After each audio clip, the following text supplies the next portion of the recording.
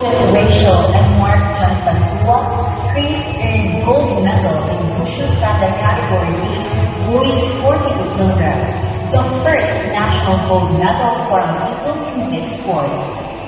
His victory represents the result of continuous LGU support for youth sports, discipline, and community pride.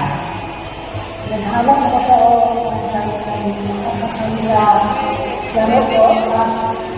Itong suko, ako kasi nagkalimutan ng category. So, ang box na ito, pwede ng pwede, kaya hindi na ito kasi kasi. Pag nagkaroon ng sarili na mas category ko. Kung sasayang po kayo sa sports, kailangan po natin na malaking disiplina po responsibilidad at dapat po magtitipid po ang maayos dito po dahil itong sports na ito po ay isang hirap po. Hindi po para sa hihila po. Ang usual vaccine lang sa external ang mga sports or sports na takot-tapak pagod sa mismo sa bata na hindi sila activity mga tawag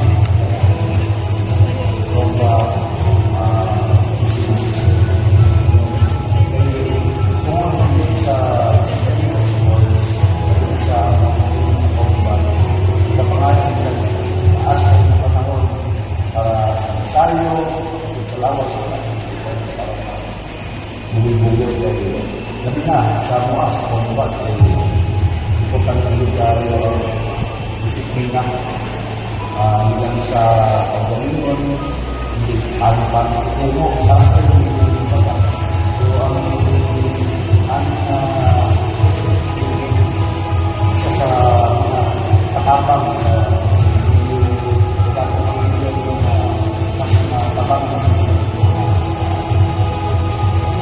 so hindi ako kayo matapang sa ano ang leaders po na ako ang mapalanggaran ng leaders yung mga tao nila hindi mag-training or mag-participate sa mga leaders hindi lang yun sila pa isa lang magpagawa si